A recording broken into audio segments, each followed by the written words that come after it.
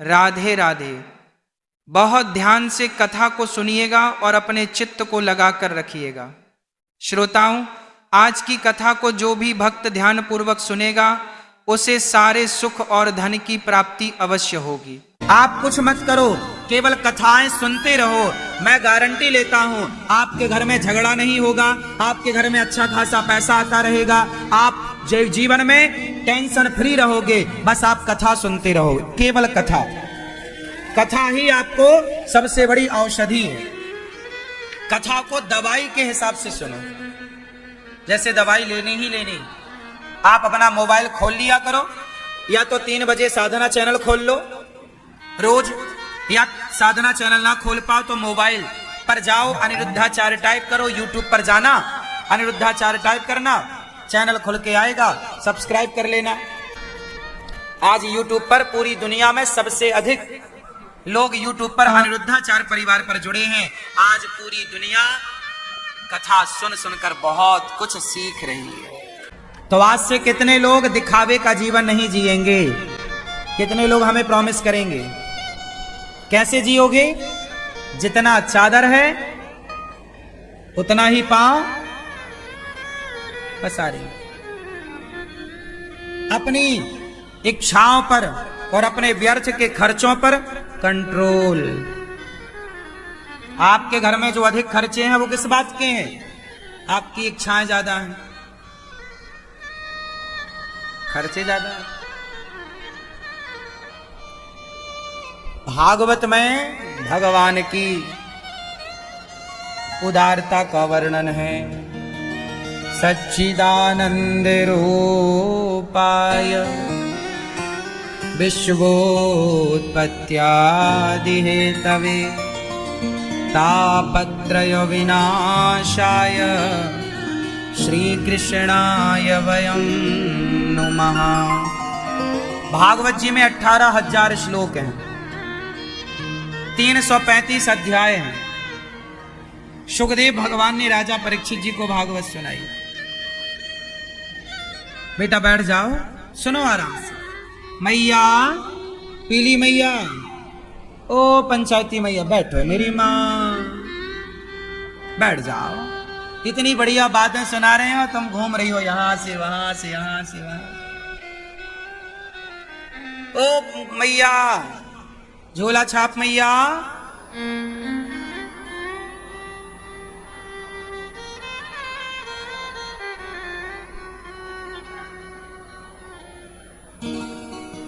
भगवान कैसे हैं? सच्चिदानंद रूपाय विश्वोत्पत्त्यादि हेतवे। भगवान कैसे हैं? सत चित आनंद। सच्चिदानंद भगवान का नाम क्या है? एक बार मेरे संग बोलो, सच्चिदानंद। बहुत धीरे बोलो ताकि कोई सुन ना ले। सच्चिदानंद रूपाय विश्वोत्पत्त्यादि हेतवे तापत्रय विनाशाय श्रीकृष्णाय वयं नुमः। हे सच्चिदानंद, हे विश्व की उत्पत्ति पालन संहार करने वाले भगवान,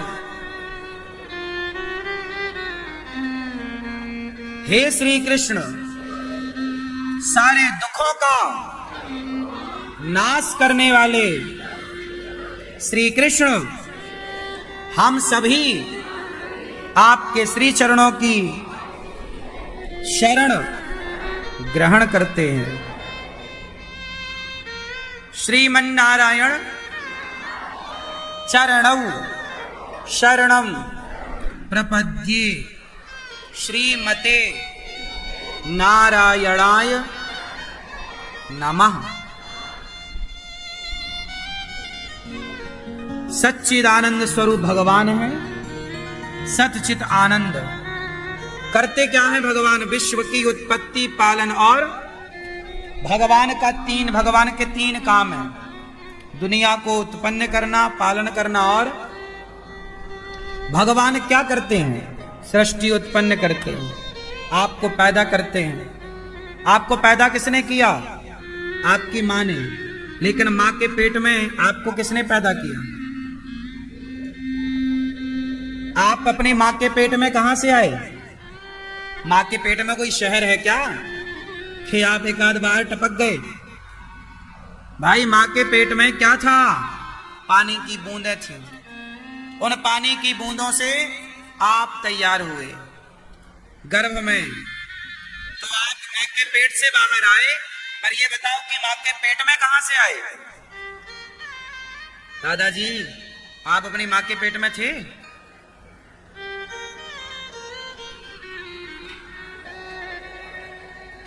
आप अपनी माँ के पेट में थे? कहां से आए माँ के पेट में? पहले कहां थे आप माँ के पेट के पहले?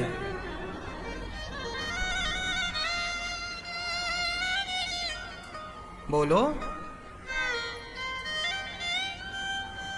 कहां थे आप? कहां थे? हाँ, हम सब पहले भगवान के पेट में थे। हम सब भगवान के उदर में है। मैं उस जानवर का एक नाम भूल रहा हूं, मुझे याद था, वो आप बताना याद हो तो। वो कहीं का राष्ट्रीय पशु है जो अपने बच्चों को अपने पेट में भर लेता। हाँ, कंगारू। कंगारू नाम का एक जानवर है, वो राष्ट्रीय पशु है किसी देश का, है ना? हाँ, वो अब आप समझो, कंगारू जो है उसको लगता है ना कि खतरा है, तो बच्चे उसके पेट में वापस चले जाते हैं। एक थैली मतलब है, अंदर कर लेता है सारे बच्चों को सुरक्षित। एक माँ अपने बच्चों को अंदर कर लेती है। कंगारू मादा संकट आने पर अपने बच्चों को अपने अंदर और फिर अपने अंदर से बाहर निकाल देती है कंगारू। उसी तरह हमारे भगवान के पेट में, जैसे कंगारू के पेट में सारे बच्चे कंगारू के मादा माँ के पेट में फिर चले जाते हैं संकट पर, ऐसे हम सब ईश्वर के गर्भ में थे। फिर भगवान ने कृपा की, जाओ जरा बाहर दुनिया में समाज की सेवा करके आओ, सब लोग परेशान है, तुम जाओ अच्छे काम करना। भगवान ने आपको भेजा था, जाओ लोग परेशान है, तुम अच्छे काम करना। तो भगवान ने अपने गर्भ से निकालकर तुम्हें माता के गर्भ में डाल दिया, इसलिए कि तुम यहां आकर समाज की हेल्प कर सको, मदद कर सको, अच्छे काम कर सको। समझ में आई ना बात? लेकिन आप यहां आए तो यहां उस परमात्मा को भूल गए जिसने आपको मां के पेट में भेजा था। अब आपको क्या लग रहा है कि मैं तो यहां आया हूं बस। अरे एक बात बताओ, ट्रेन जा रही है तो ट्रेन यदि चल रही है तो पहले चलने से पहले उसका उद्देश्य फिक्स हुआ होगा किसे जाना कहां है। जब तक ये फिक्स नहीं होगा किसे कहां जाना है, तब तक क्या ट्रेन अपने लक्ष्य से निकलती है, अपने स्टेशन से निकलती है? पहले ये उसे बताना पड़ेगा कि भाई दिल्ली जाना है कि मुंबई जाना है कि बेंगलुरु जाना है, तब ना ट्रेन चलेगी। किस रूट से जाएगी सब पहले ना निश्चित होगा। बोलो हाँ। तो यदि ट्रेन निकल रही है, एरोप्लेन उड़ती है ना, तो उड़ने के पहले वो डिसाइड होता है कि ये लैंड कहां करेगी, मतलब उतरेगी कहां। उतरना था उसे मद्रास में और वो उतर जाए दिल्ली में, कैसे काम बनेगा? समझ में आया ना? तो पहले क्या निश्चित होता है? लक्ष्य, आपको जाना कहां है। क्या निश्चित होता है? आपको पहुंचना कहां। आप लोग ट्रेन से आए, बस से आए, आप जब साइकिल उठाते हो घर से तो कहां के लिए उठाते हो ये पहले दिमाग में सेट हो, हमें कहां जाना साइकिल से। आप गाड़ी स्टार्ट करते हो तो स्टार्ट करने के पहले ये तय होता है ना कि जाना कहां है। बोलो हाँ। भाई पिता पूछता कहां जा रहे हो, आपको बताना पड़ता सब्जी लेने जा रहा हूं, फलानी जगह जा रहा हूं, बताना पड़े। लक्ष्य क्या है, जाना कहां है। उसी तरह आप इस संसार में आए हैं तो आपको बताना पड़ेगा कि आप क्यों आए हैं। चलो आप बताइए दादाजी, आप क्यों आए हैं। आप क्यों आए हैं आप संसार में?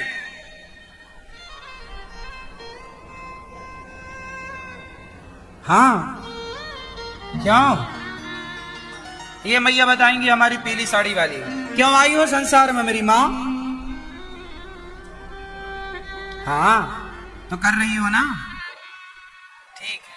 सास को पानी देती हो ना समय से? नहीं देती हो?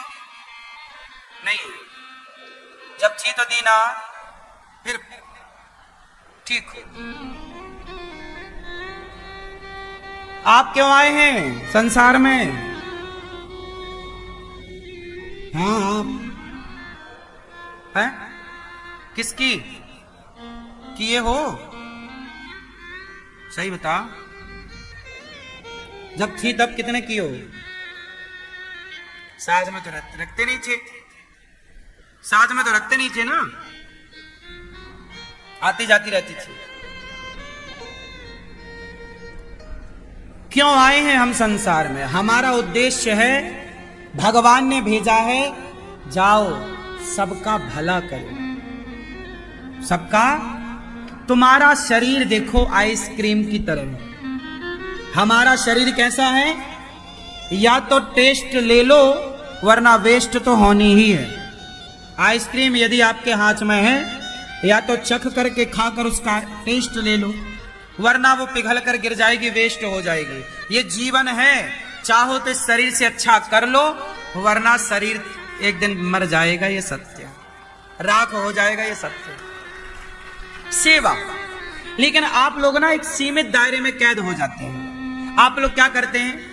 बस ये मेरा बेटा है, ये मेरा पति है, ये मेरा सास है, मेरी सास, ये 4-5 लोगों। आप सारी जिंदगी ना एक 4-5-6-7 लोगों के जीवन बीच में घिरे रहते हैं।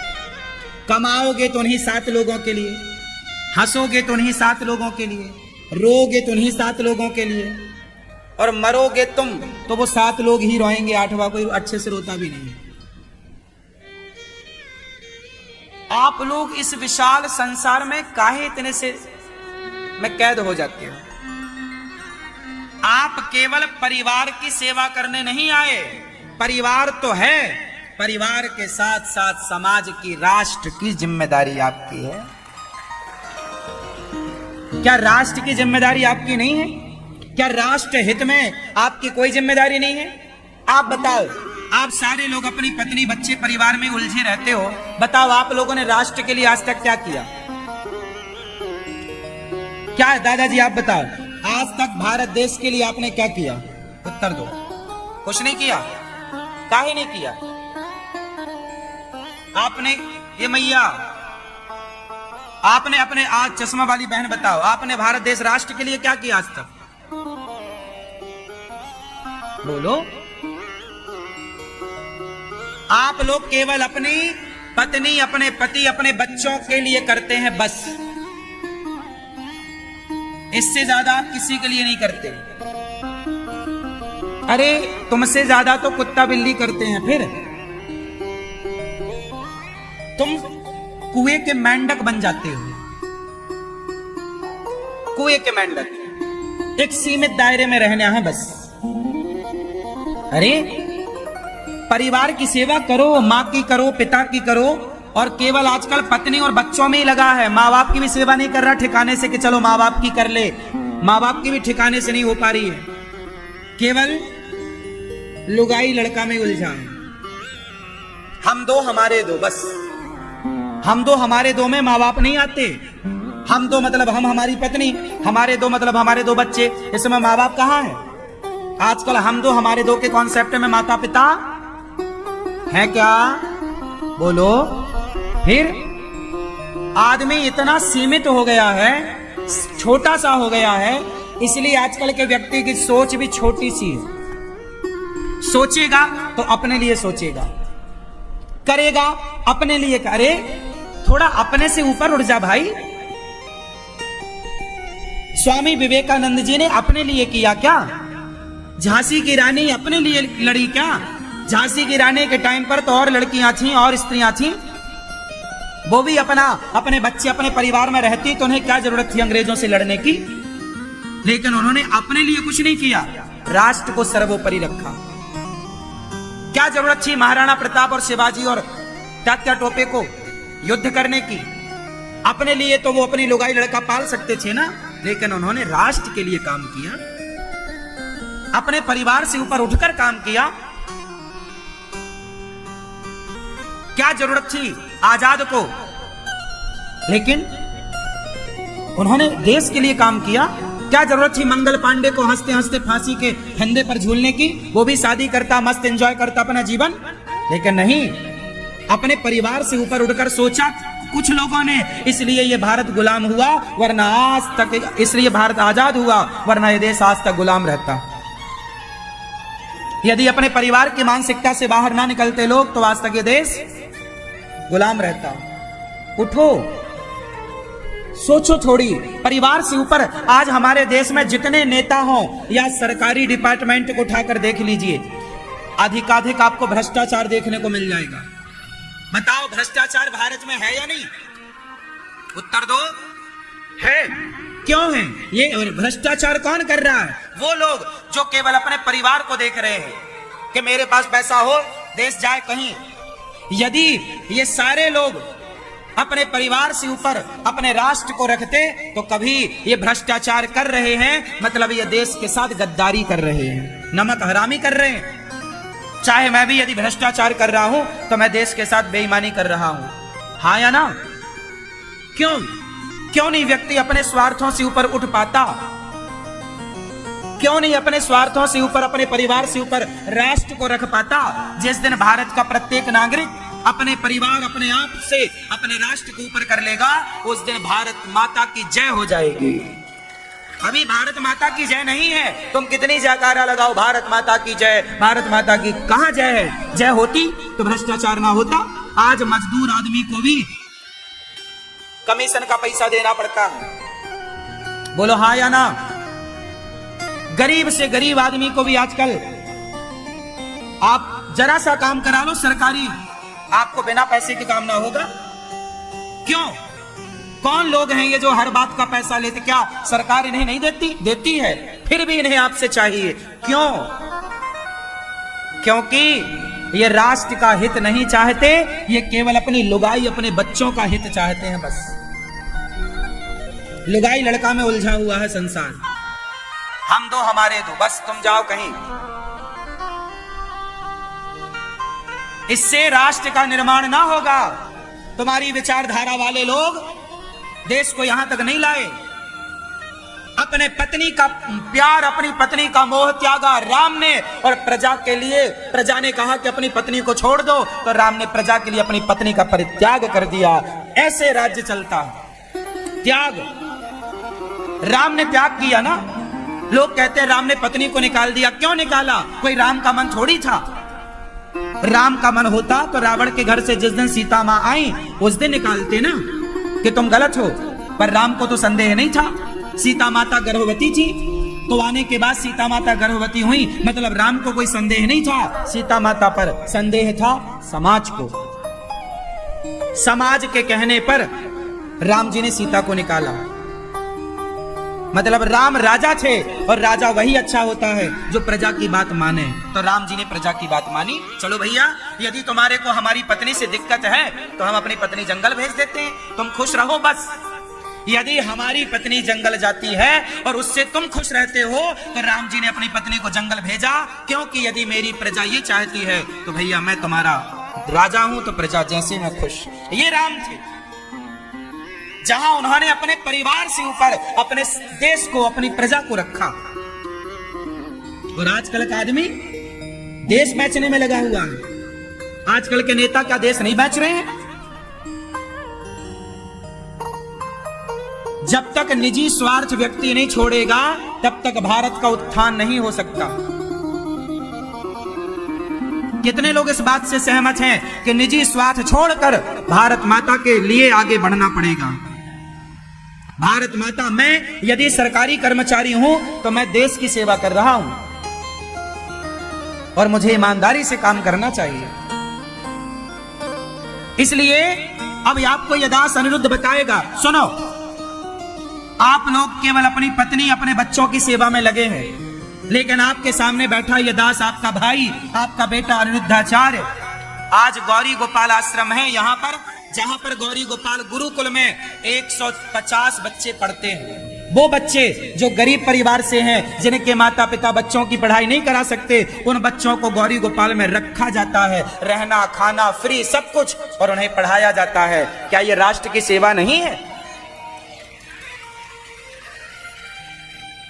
गौरी गोपाल आश्रम में कोई भी आ जाए भूखा, वृंदावन आ पाते हैं, गौरी गोपाल आश्रम में कोई भी भूखा आ जाए, सबको पेट भर भोजन मिलता है। आप तो केवल अपना पेट भरने में, अपने बच्चे और अपनी पत्नी के पेट भरने में ही लगे हैं, लेकिन आपका ये भाई, आपका ये बेटा, ये राष्ट्र की सेवा है कि मेरे वृंदावन में, वृंदावन भारत का एक हिस्सा है, और मेरे वृंदावन में, भारत में कोई भूखा ना सोए। आज कोई फुटपाथ पर भूखा नहीं सोता, क्योंकि सबको पेट भर भोजन गौरी गोपाल आश्रम में मिल रहा है।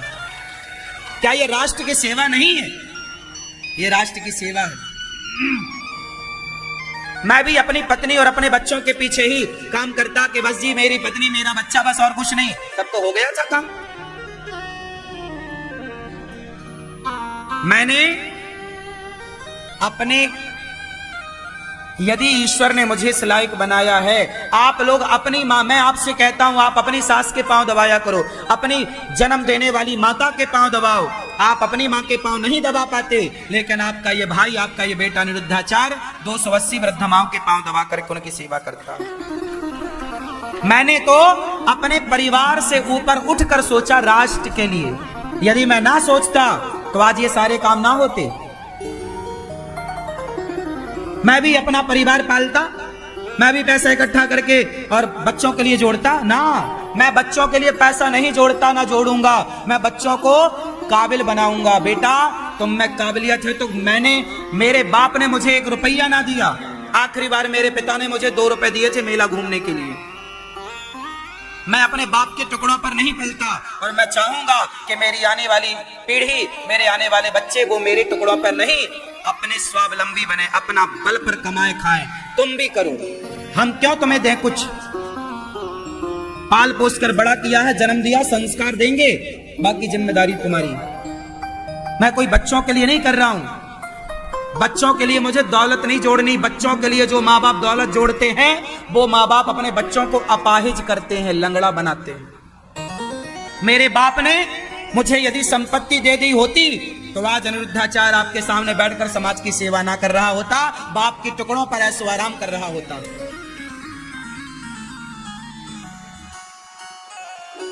बात समझ में आई? जो माँ बाप अपने बच्चों को बहुत पैसा देते हैं, वो माँ बाप अपने बच्चों को अपाहिज कर देते हैं।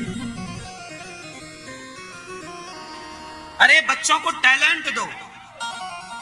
मैंने जो पाया वो खुद मेहनत की। जो सेवा का मेरे अंदर, मेरे सपने को, मैंने सपने देखे ना, तो बाप के बदौलत सपने नहीं देखे कि मेरा बाप मोबाइल दिलाएगा, मेरा बाप गाड़ी दिलाएगा। मैंने सपने उतने ही देखे जो अपने बलबूते पूरा कर सकता हूं। मैं बाप के भरोसे सपने भी नहीं देखता। आज की पीढ़ी तो सारे सपने बाप के भरोसे देखती है। अगर निर्भर बनोगे, दूसरों पर गिड़गिड़ाओगे, तो अपना मान भी, सम्मान भी, सब कुछ गवाओगे। इसलिए खड़े हो शान से तनकर, यही शोभा मनुष्य तन की, स्वयं सींचो हरिक डाली, खुशी जीवन के मधुबन की। मेरे भाइयों, जंगल में एक बार क्या हुआ, सर्कस में शेर थे। सर्कस में क्या थे? शेर।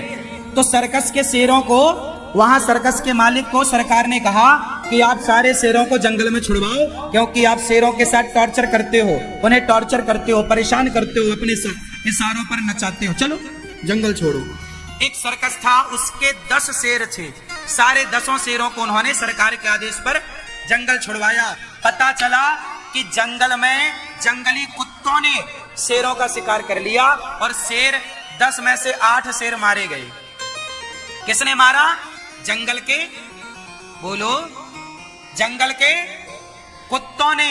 बाद में पता लगाया गया कि भाई शेर का शिकार कुत्तों ने क्यों किया, तो पता लगा कि वो सर्कस के शेर थे, वो शिकार करना भूल चुके थे, शिकार करने का टैलेंट समाप्त हो चुका था।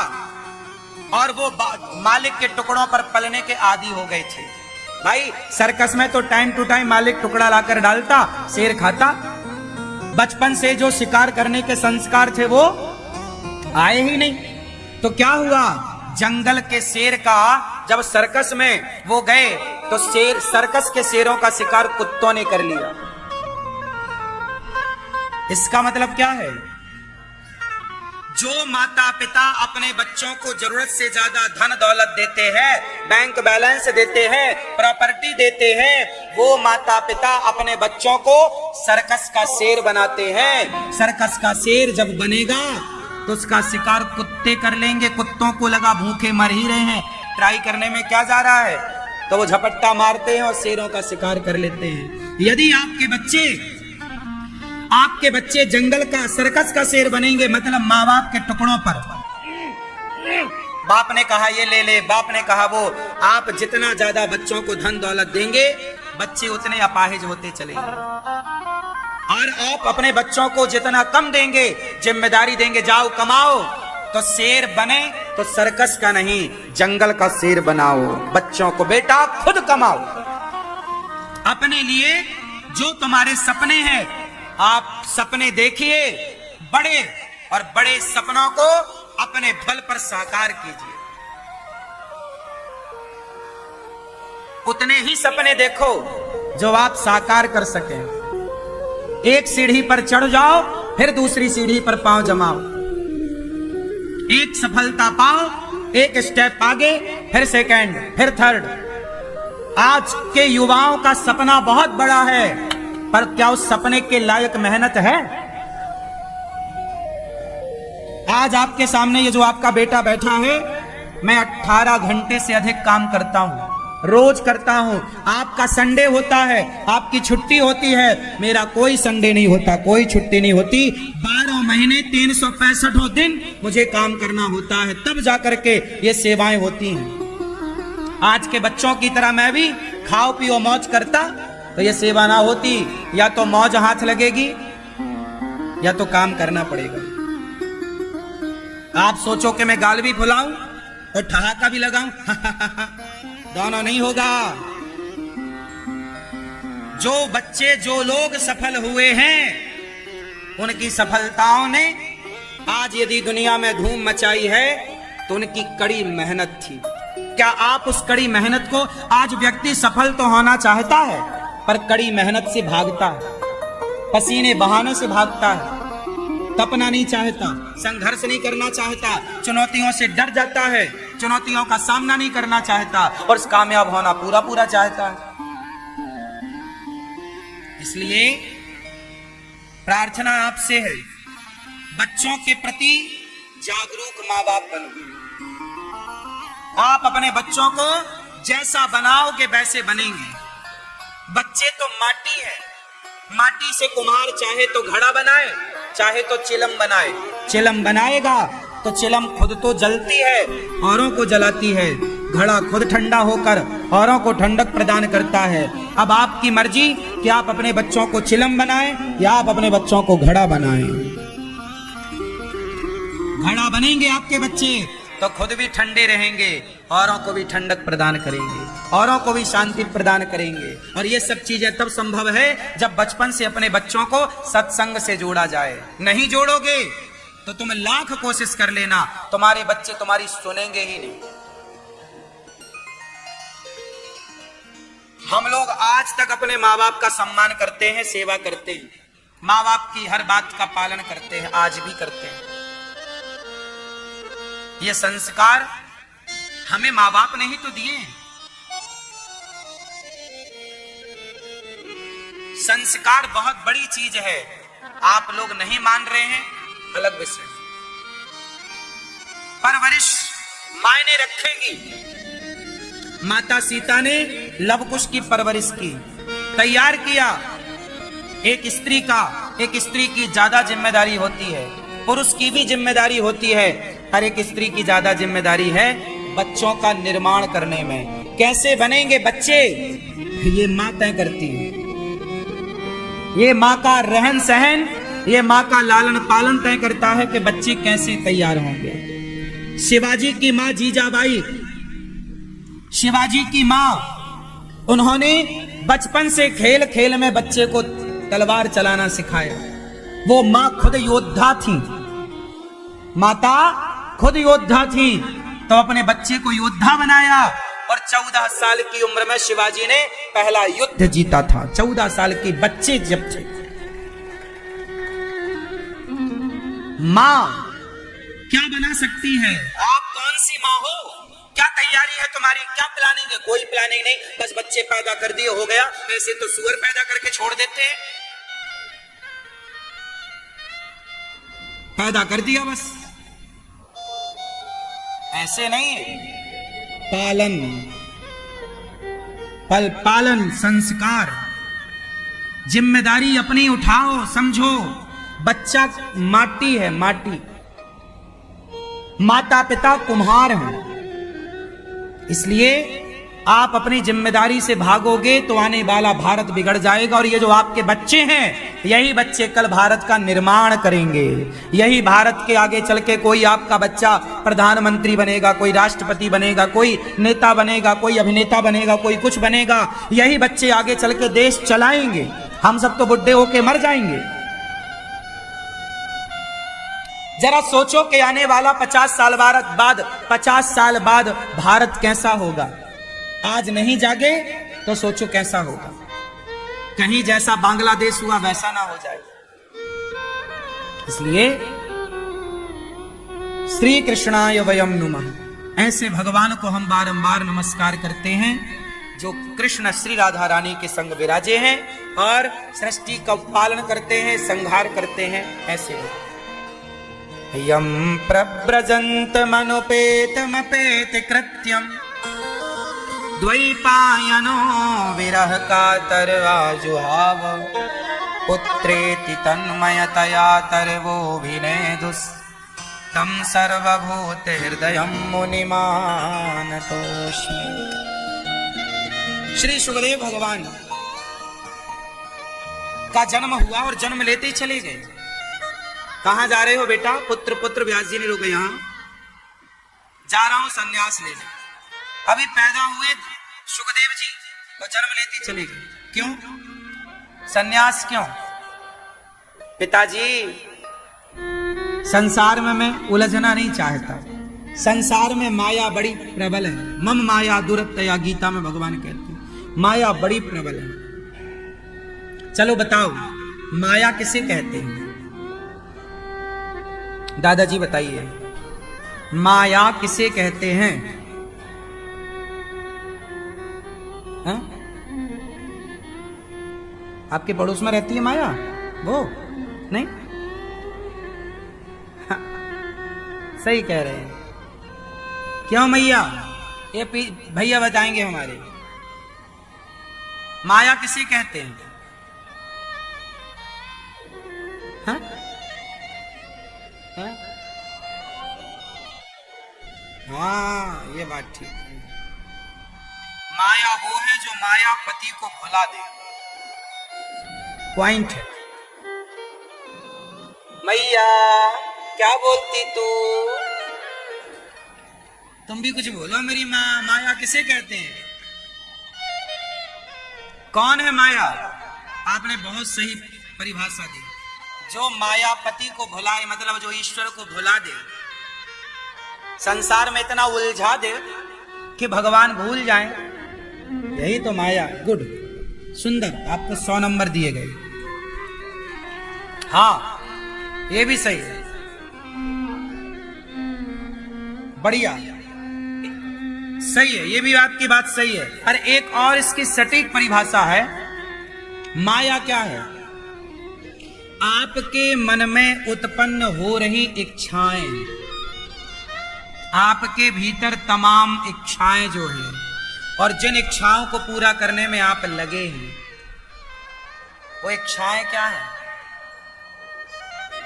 गाड़ी हो, बंगला हो, है ना? ये तो देखो, रोटी कपड़ा मकान ये जरूरत है, ये होनी चाहिए, इसकी कोई मनाही नहीं है, ये होना चाहिए सबके घर में। भगवान करे सबका घर हो खुद का, भगवान करे सबके बच्चे हों, सबकी गाड़ी हो, ये तो आज की जरूरत है, सबके घर होना चाहिए। पर जो इनके होने पर भी अनंत इच्छाएं हैं, वो माया है। इच्छा भी तो स्त्रीलिंग है ना, इच्छा भी तो स्त्री है और माया भी स्त्री है। तो इच्छा, रावण की इच्छा हो गई कि सीता को पा लेता, जबकि मंदोदरी थी, सुंदर थी, पंचकन्या मंदोदरी जब चाहे कुंवारी हो जाती थी। आप तो ये मान लो कि हर महीने रावण मंदोदरी से नया ब्याह करता था, क्योंकि मंदोदरी पंचकन्याओं में थी। जब चाहे मंदोदरी कभी बूढ़ी नहीं हो सकती थी, मंदोदरी कभी बूढ़ी, वो जब चाहे वो जवान हो जाती थी। वो थोड़ा बूढ़ी हुई फिर जब, मतलब हर 1 साल के अंदर वो फिर जवान। वो 16 साल की ही रहती थी, 17 साल की होती ही नहीं। पंचकन्याएं है ना। तो रावण को ऐसी पत्नी मिली जो सदा जवान रहती, और जवान नहीं, कुंवारी। मंदोदरी जब चाहे कुंवारी हो जाती थी। 5 पंचकन्याएं हैं, उन 5 में एक मंदोदरी का नाम है। बाली की पत्नी तारा भी पंचकन्या है, द्रौपदी भी पंचकन्याओं में एक है, माता कुंती भी और माता अहिल्या, ये पंचकन्याएं। ये सामान्य स्त्रियों से अलग थी। सामान्य स्त्री तो बूढ़ी होती है, पर मंदोदरी जवान, और जवान नहीं, यहां जवान नहीं, कुंवारी, कुंवारी लड़की की तरह अपने पति के लिए वो कुंवारी हो जाती थी। ऐसी मंदोदरी को पाकर भी रावण के अंदर इच्छा क्या हुई कि सीता को उठाऊं। और जब इच्छा हुई तो रावण की उस इच्छा ने क्या किया, वही तो माया थी। मन में इच्छा हो गई, इसलिए अपनी इच्छाओं पर कंट्रोल, जो अपनी इच्छाओं को कंट्रोल कर लेता है वही माया पर कंट्रोल कर पाएगा। इच्छा पर कंट्रोल नहीं तो माया पर कंट्रोल नहीं। इसलिए आपसे मैं कहता हूं, सुखदेव भगवान के अंदर कोई इच्छा थी ही नहीं। जब इच्छा ही नहीं तो पिताजी रोक रहे हैं, बेटा ब्याह कर लो, शादी कर लो, फिर जाना नहीं। माया बड़ी प्रबल है, एक भी इच्छा पैदा हो गई मैं उलझ जाऊंगा, सीधा सन्यास। रास्ते में कुछ स्त्रियां कपड़े कम पहन करके स्नान कर रही थी। सुखदेव भगवान गए तो उन्होंने वस्त्र नहीं धारण किए। बूढ़े व्यास जी को देखकर कन्याओं ने वस्त्र धारण किए। व्यास जी ने कहा, मेरा जवान बेटा गया, तुमने तो शर्म नहीं आई? बूढ़े व्यास को देखकर शर्म। तब कन्याओं ने कहा, महाराज आपके बेटे को पता ही नहीं कि स्त्री और पुरुष में अंतर क्या है। ऐसे थे सुखदेव भगवान। ऐसे सुखदेव भगवान राजा परीक्षित को भागवत सुनाते हैं, और जब राजा परीक्षित ने भागवत सुनी तो उनका उद्धार हो गया। भागवत सुनकर, भागवत सुनकर ही आंखें खुलेंगी, उद्धार होगा। इसलिए अभी 2 सितंबर से फिर भागवत जी के पोथी पाठ बैठेंगे। आप भी भागवत के बहाने अपने बच्चों को लेकर, परिवार को लेकर धाम आओ। 7 दिन कम से कम धाम में रहने का इसी बहाने मौका मिलेगा। 7 दिन बच्चों से आप और करीब आओगे। पति पत्नी के रिश्ते भी खट्टे हैं तो वृंदावन आओ, यहाँ रहो, यहाँ सत्संग करो, आपके रिश्तों में मिठास पैदा होगी। हर रिश्ते के लिए बोल रहा हूं मैं, चाहे वो पति पत्नी का, पिता पुत्र का, या भक्त और भगवान का रिश्ता हो, हर रिश्ते में एक मिठास होगी। इसलिए सत्संग। श्री सुखदेव भगवान को बारंबार हम नमस्कार करते हैं। ऐसे सुखदेव भगवान 88,000 ऋषियों के बीच में सूत जी आए। शानक आदि ऋषियों ने कहा, महाराज आप हमें कथा सुनाइए। कथा कैसी सुनाए? जो कृष्ण से जोड़ दे। कैसी सुनाए? जो कृष्ण से, हाँ,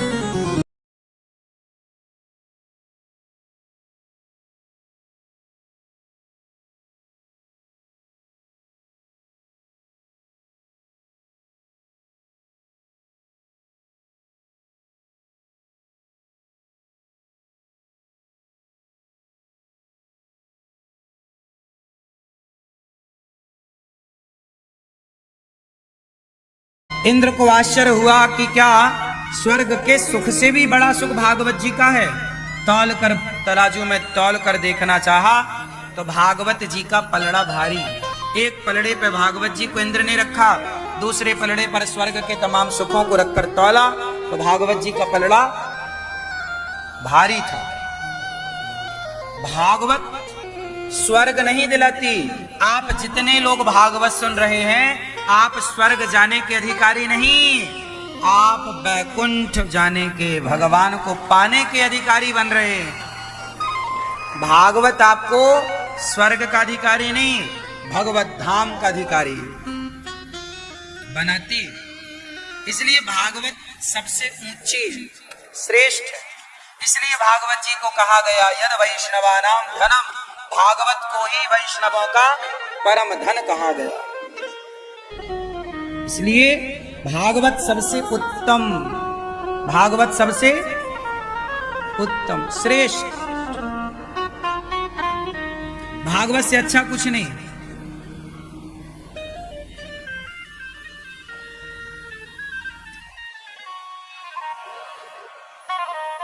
एक बार नारद जी ने भी ये भागवत सुनी। इंद्र ने तराजू पर तौल कर देखा, भागवत जी से भगवान प्रकट हुए। इंद्र ने कहा प्रभु आप यहाँ?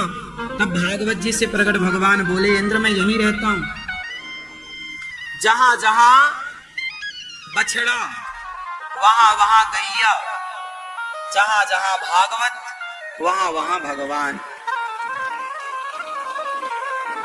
आया ना? बस इंद्र का अभिमान दूर हुआ। इसलिए भागवत जरूर सुनना चाहिए। प्रिय भक्तों, भागवत जी के बारे में अद्भुत बातें हैं। एक बार नारद जी सारे तीर्थों का भ्रमण करने गए, परंतु अहम तो पृथ्वीं यातो ज्ञात्वा सर्वोत्तमामिति पुष्करम च प्रयागम च काशीम गोदावरीम तथा। सारे तीर्थों में नारद जी गए पर ना पश्यम कुत्र मिच्छर महामना संतोष कारकम। नारद जी गए पर शांति कहीं नहीं मिली। क्यों? क्योंकि सत्यम नास्ति तपः शौचम दयादानम न विद्यते उदरम भरणो जीवा वराकाः कोट भाषिणा। सत्यम नास्ति, आजकल क्या नहीं है? सत्य नहीं है। क्या नहीं है? सत्यम नास्ति तपः शौचम, तप नहीं बचा, सत्य नहीं बचा, पवित्रताएं नहीं बची। आजकल कलयुग में क्या है? केवल पेट भरना जानते हैं लोग। उदरम भरणो जीवा, आज सब लोग कहां लगे हैं? पेट भरने में। सत्य की राह पर कोई चलना ही नहीं चाहता। क्यों? आज सत्य का बोलबाला कम है, झूठ का बोलबाला ज्यादा है। जमाना कितना भी झूठा बन जाए, आप लोग झूठे ना बनिएगा। ये धरती टिकी है झूठे लोगों के बल पर नहीं। कोई एक दो बचे हैं सत्यवादी, तो उन्हीं के बल पर यह धरती टिकी है। आज भी कहीं ना कहीं कोई ना कोई सत्य बोलने वाला देर से मिले पर मिलता है। क्यों? आज भी कुछ लोग ऐसे हैं जो सत्य पर ही चलते हैं। बहुत लोग ऐसे हैं जो लाखों नहीं करोड़ों देने पर भी वो सत्य को नहीं छोड़ते। ऐसे लोग भी हैं। तो ये धरती उन्हीं के बल पर तो टिकी है। आज भी जो एक दो हैं, कहीं लाखों में कोई एक ही होगा ऐसा। वरना आजकल तो लोग 1000, 2, 5, 10,000 में नियत खराब हो जाती है। ये धरती टिकी है सत्य लोगों के, सत्यवादियों के बल पर। इसलिए आप ना गवाइएगा सत्य। दादाजी सच बोलते हो कि झूठ? चश्मा वाले क्या बोलते हैं? सच बोलते बैठे रहिए, बैठे। सच। आप सच बोलती हो मैया कि झूठ? आप मैया बोलो मेरी माँ, सच बोलती हो कि झूठ? हैं? यही तो झूठ है।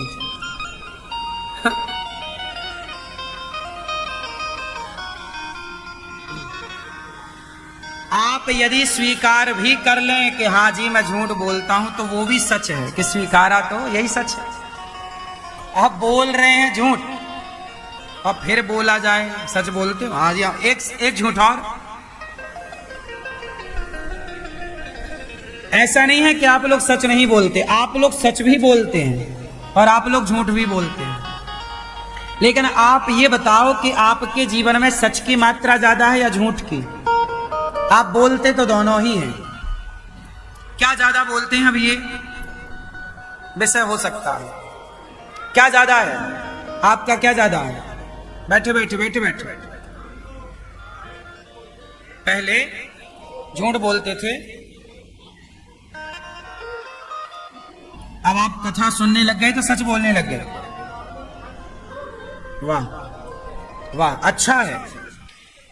इसलिए देखो, आप झूठ बोलते थे, जो करते थे वो मायने नहीं रखता, जो कर रहे हो वो मायने रखता है। इसलिए जो हो चुका, आज क्या हो रहा है, आप आज कैसे हैं, इस पर ध्यान दिया जाए।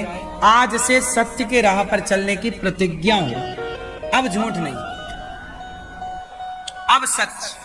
मैया, ओ पंचायती मैया, सच बोलती हो कि झूठ? सत्यम नास्ति तपः शौचम। पवित्रता। आजकल लोग पवित्र कितने हैं? आप दिन में कितनी बार नहाते हैं? जो जितनी बार नहाता उंगली उठा के बताएं। मैया, आप कितनी बार स्नान करती हो? मेरी मां बताओ, 1 बार, 2 बार, 4 बार? कितने लोग 1 बार स्नान करते हैं? आप में से कितने लोग हैं जो दिन में 1 बार नहाते हैं? और आप में से ऐसे कितने लोग हैं जो 4 दिन में 1 बार नहाते हैं?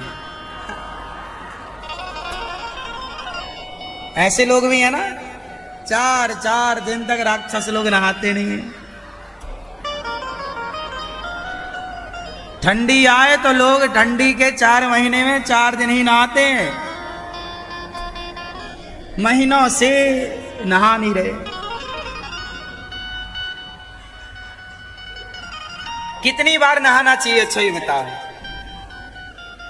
मैया, कितनी बार स्नान करना चाहिए? बताओ, कितनी बार नहाना चाहिए? बताओ मेरी मां। हाँ? जितनी बार हम शौच जाएं, जितनी बार हमें शौच जाना है, उतनी बार हमें नहाना है।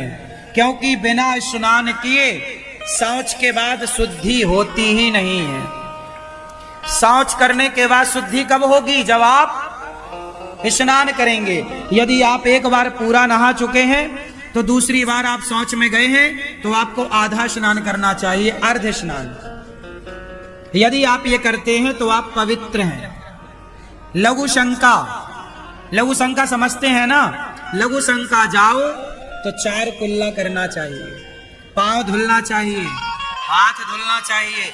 इसके बिना आपकी शुद्धि नहीं होती।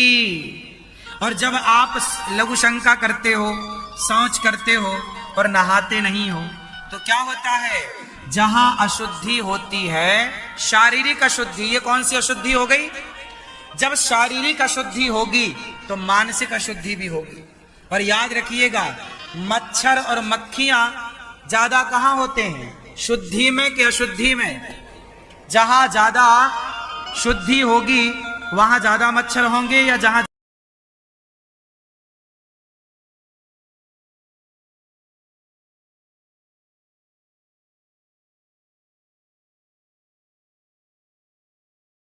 सभी भक्त श्रद्धा और भक्ति से प्रभु का नाम जप करें। इस कलयुग में भगवान के नाम से ही जीवन का उद्धार होगा।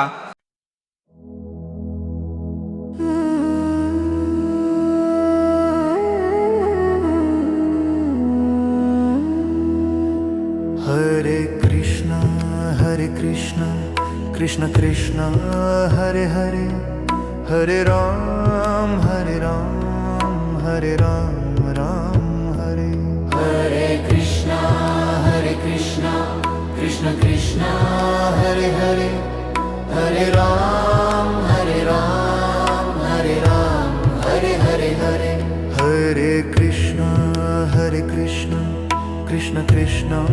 हरे हरे हरे राम हरे राम हरे राम राम हरे हरे कृष्णा कृष्ण कृष्ण हरे हरे हरे राम हरे राम हरे हरे हरे हरे कृष्णा कृष्ण कृष्ण हरे हरे हरे राम हरे हरे हरे हरे हरे कृष्णा कृष्ण कृष्ण हरे हरे हरे राम हरे राम हरे हरे हरे हरे कृष्णा कृष्ण कृष्ण हरे हरे हरे राम हरे राम हरे हरे हरे हरे कृष्णा कृष्ण कृष्ण हरे हरे हरे राम हरे राम हरे हरे हरे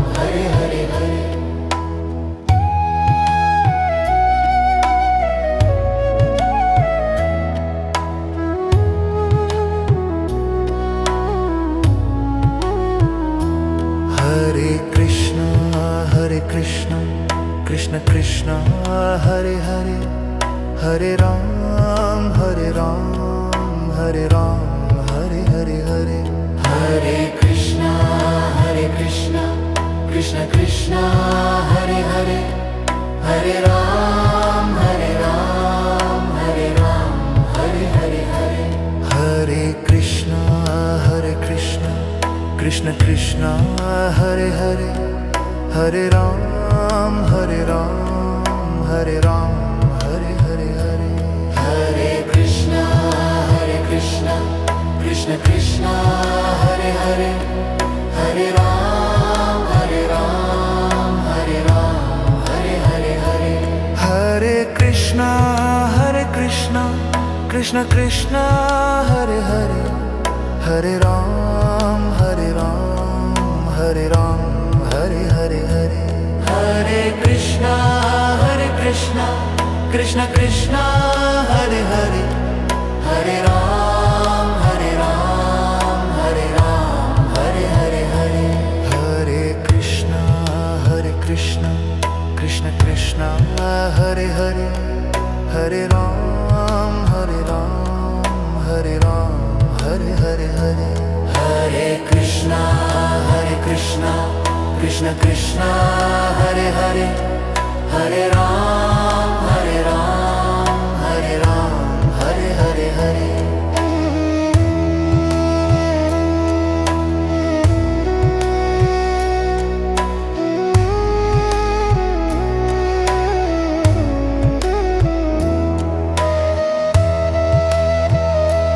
हरे हरे हरे हरे कृष्णा कृष्ण कृष्ण हरे हरे हरे राम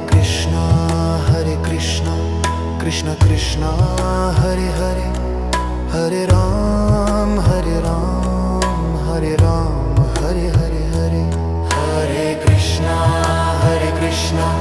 कृष्ण कृष्ण हरे हरे हरे राम हरे राम हरे हरे हरे हरे कृष्णा कृष्ण कृष्ण हरे हरे हरे राम हरे राम हरे हरे हरे हरे कृष्णा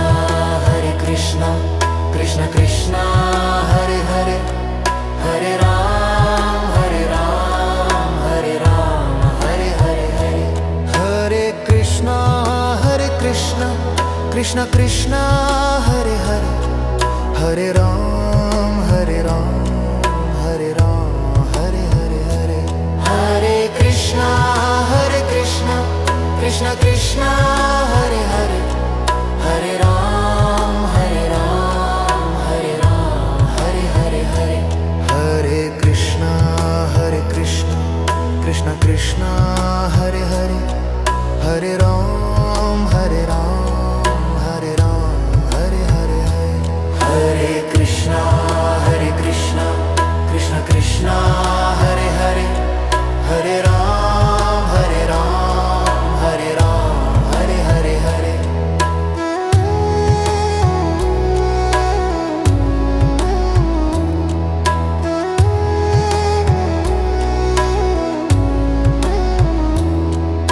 ज्यादा अशुद्धि होगी वहां ज्यादा मच्छर होंगे। जहां पानी भरा है, गंदगी है, वहां मच्छर मक्खियां ज्यादा होंगे। तो जो गंदगी होती है ना, वो नेगेटिविटी को अपनी ओर खींचती है। बात समझ में आ रही है? जैसे गंदगी पड़ी है ना, तो वो मक्खी मच्छर को अपनी ओर खींचेगी गंदगी, हाँ या ना? उसी तरह जब आपका मन और तन गंदा होगा तो नेगेटिविटी, नकारात्मकता, गलत विचार आपकी ओर बढ़ेंगे। और जब आप पवित्र होते हैं, शारीरिक और मानसिक पवित्रता होती है, तब आपके मस्तिष्क में अच्छे अच्छे विचारों का जन्म होता है। आप बहुत पॉजिटिव होते हैं, आप हैप्पी होते हैं, खुश होते हैं। आजकल के लोगों की दुख परेशानी का कारण यह भी है कि आज लोग पवित्रता का ख्याल, पुराने लोगों ने कहावत कही है, कितने लोगों ने सुनी है कि जैसी राख शुद्धि, आगे बोलो आप, ये मैया बोलेंगी, जैसी राख शुद्धि वैसी बने, जोर से, मैया तुम क्या दादाजी से गुटरगू कर रही हो मेरी माँ?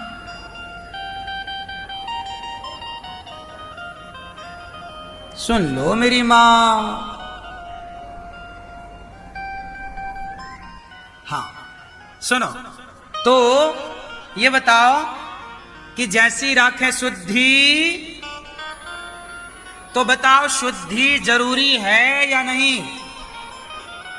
जरूरी है। पर आजकल के बच्चे कुछ तो नहाते नहीं, बिस्तर पे ही उन्हें चाय चाहिए और बिस्की किट भी चाहिए। बिस्की किट मतलब बिस्कुट, बिस्किट। आप नहाए नहीं, मंजन किया नहीं, बिस्तर पे ही गधा उठ के बैठ गया और बोल रहा बिस्किट लाओ, चाय लाओ। जा गई है अभी और खाने पे टूट पड़ा, ये गधे ही है। अरे भैया पहले नहा लो, मंजन ब्रश कर लो, थोड़ा दांत साफ कर लो, एक लोटा जल ले लो, सूर्याय नमः, आदित्याय नमः, भौमाय नमः, खगाय नमः, मित्राय नमः, भास्कराय नमः। सूर्य भगवान को नमस्कार कर लो, माता पिता के पांव छू लो, भगवान को एक पुष्प चढ़ा के प्रणाम कर लो, फिर भोग लगा के खाओ। ये तुम्हारी मैया, तुम्हारे बच्चे हैं, क्या हैं ये? गधे पैदा की हो, नहाते नहीं, बिस्तर पे चाय चाहिए, बिस्तर पे बिस्कुट चाहिए, क्या है ये?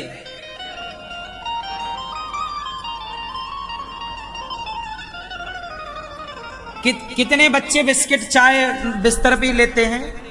जो लेते वो हाथ उठाएं, हम दर्शन कर रहे हैं। आप लेते हो? आप लेते हो क्या? आपके बच्चे आप ही ले लेते हो? सबे बिना माना नहाए। और ये मैया दे भी देती है, ले बेटा ले ले ले ले, खा खा खा ले, भूखा होगा रात भर खाया नहीं, खा। सिर पे चढ़ाई हो मेरी माँ। हमारे पिताजी देख लेते थे कि हम बिना नहाए खा रहे हैं, 2 थप्पड़ जमाते थे गाल में, बिना नहाए खा रहा है। हमने बचपन से ही ये चीज सीखी है देख कर। हमारे यहाँ आज भी हमारे यहाँ छोटे छोटे बच्चे हैं, 6 साल का एक बच्चा है, वो भी अभी शौच करने के बाद बिना नहाए नहीं रहता, बिना नहाए नहीं खाता, बिना भगवान को प्रणाम किए, बिना भोग लगाए वो खाता नहीं है। ये संस्कार आपको देने पड़ेंगे, ये व्यवस्थाएं आपको घर में बनानी पड़ेंगी, ये नियम घर पे बच्चों के लिए लागू।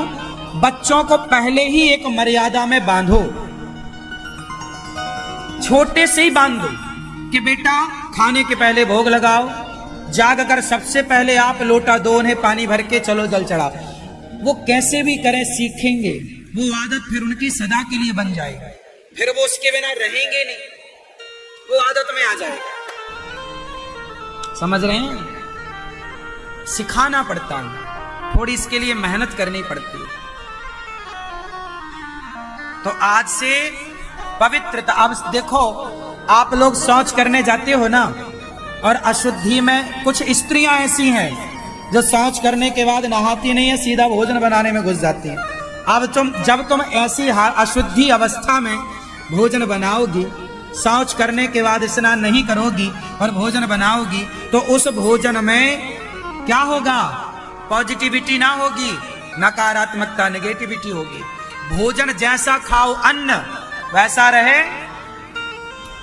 जो जितना पवित्र भोजन करेगा उसका विचार, उसके जीवन में उतनी पवित्रता होगी।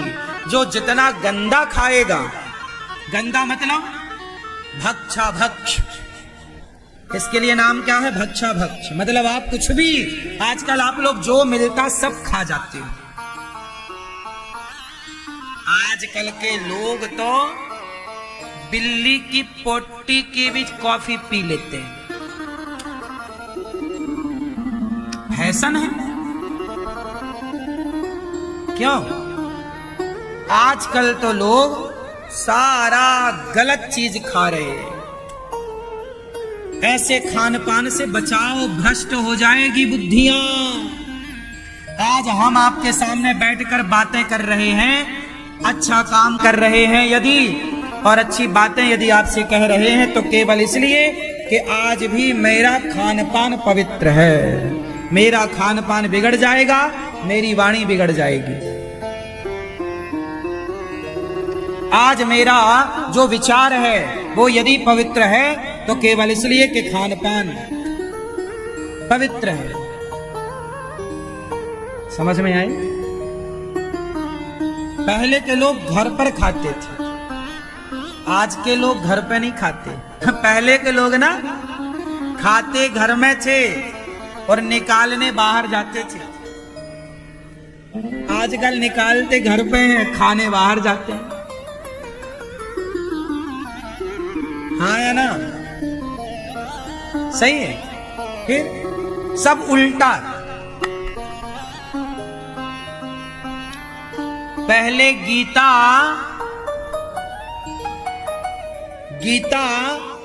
रामायण पहले अच्छी जगह पर, और पहले जूता, पहले के जमाने में जूता फुटपाथ पर बिकता था और अच्छे स्थानों पर गीता रामायण बिकती थी।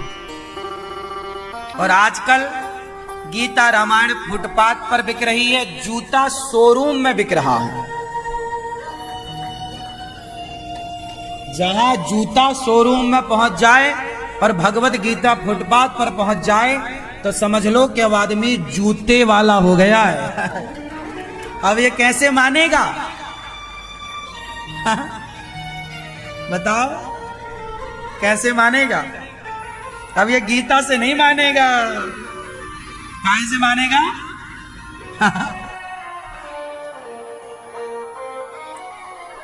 गीता से मानता। जब मैं पढ़ता था ना तो मेरे बैग में, स्कूल वाले बैग में गीता में जरूर रखता था। मेरे बैग में गीता जरूर होती थी, जब भी कहीं समय मिल जाए गीता।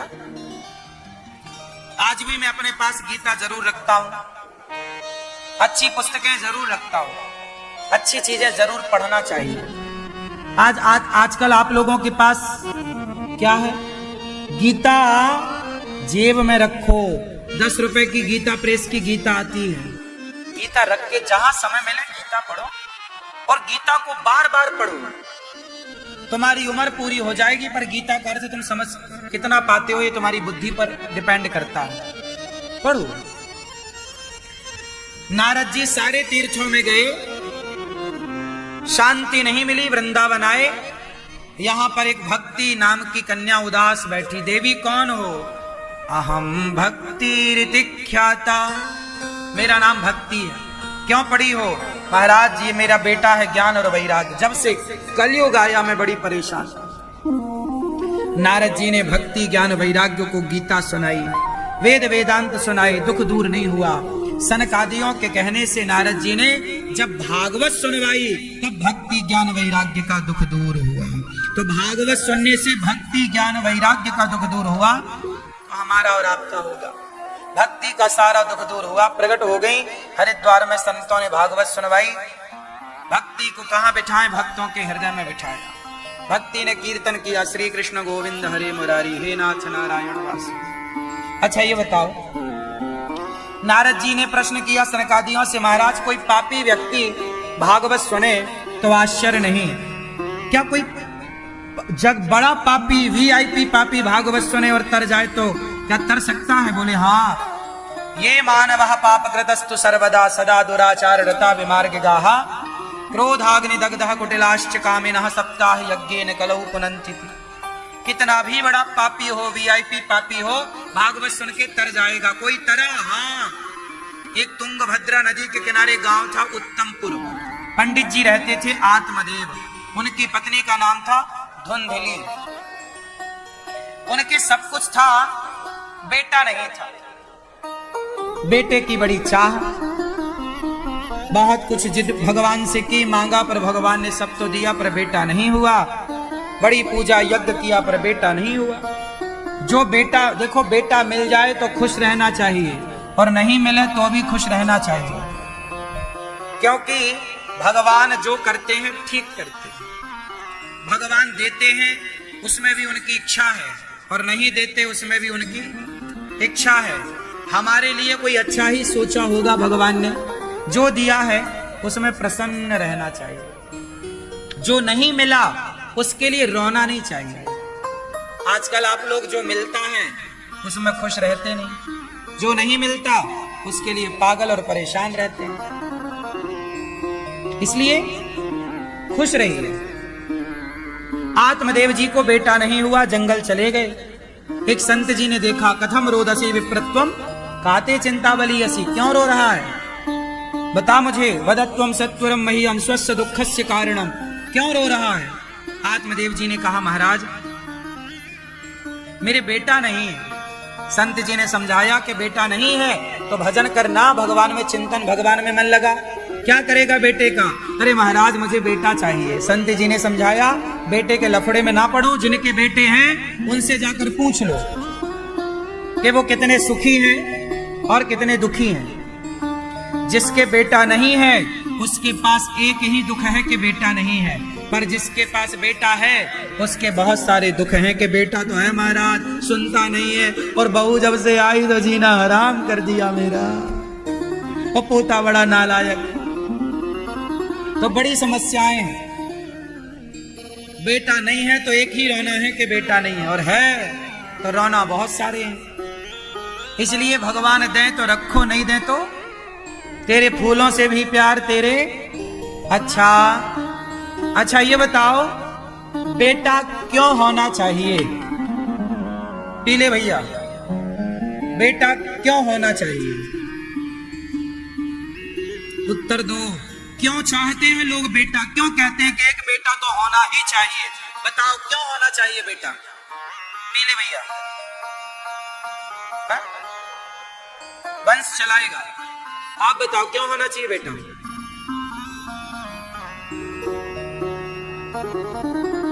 आप बताओ क्यों होना चाहिए बेटा? वंश चलाएगा। है? क्यों होना चाहिए बेटा? मेरी माँ, क्यों जरूरी है बच्चे?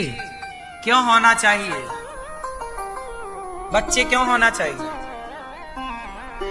कुछ लोग कह रहे हैं वंश चलाएगा। अरे भाई, वंश तो कुत्ता बिल्लियों का भी चल रहा है। वंश, यदि आपने वंश चलाने के लिए बच्चे पैदा किए तो क्या स्वामी विवेकानंद जी को पता नहीं था कि बच्चा होगा तो वंश चलेगा? फिर उन्होंने बच्चा पैदा क्यों नहीं किया? स्वामी विवेकानंद जी, उन्हें अपने वंश की चिंता क्यों नहीं थी? तुलसीदास जी ने क्यों बच्चा पैदा नहीं किया? उन्हें अपने वंश की चिंता क्यों नहीं थी? क्योंकि वो तो इकलौते बेटा थे अपने बाप के, तुलसीदास जी।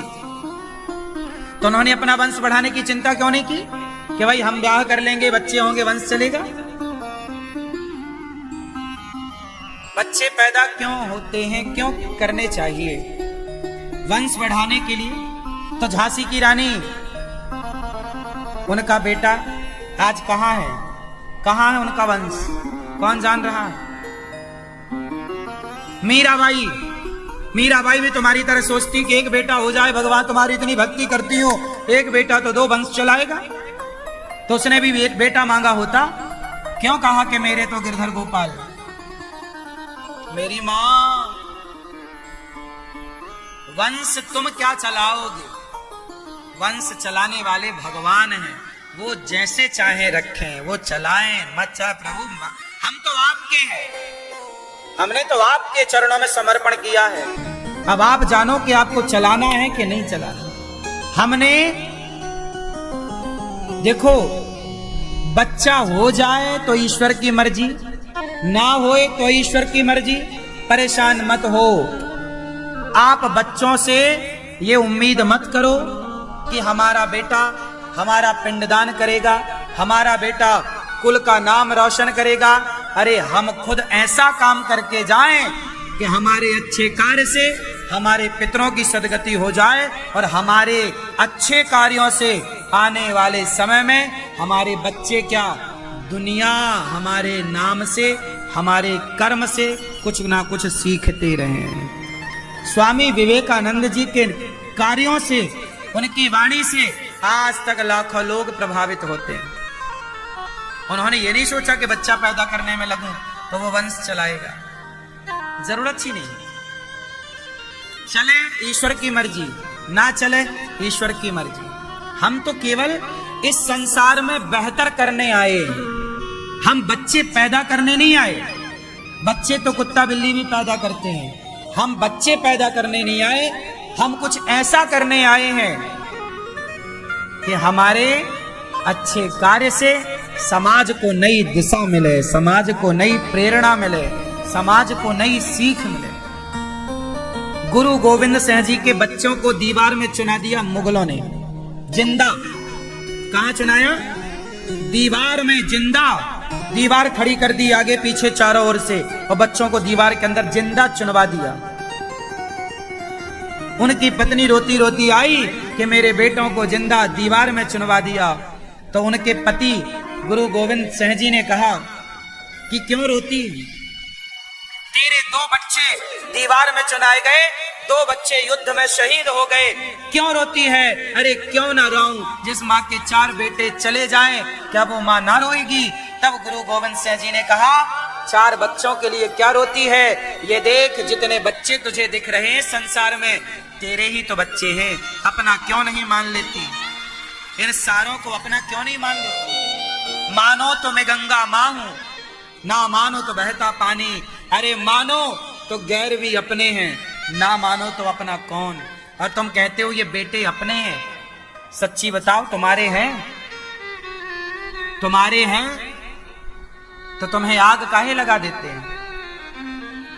आप कहोगे ये तो परंपरा है। हाँ, ऐसी परंपरा बच्चे हमारे नहीं हैं, ये ईश्वर के हैं, ईश्वर का विधान है। वो चाहेंगे तो होंगे, नहीं चाहेंगे नहीं होंगे। हम बच्चे पाने नहीं आए, ईश्वर की आराधना। तुलसीदास जी ने राम को पाया, मीराबाई ने कृष्ण को पाया, और आप बच्चा पाने में लगे हैं। बच्चा पाके क्या पालोगे? मीराबाई ने कृष्ण को पाया, तो आज सदियों तक उनको याद किया जा रहा है।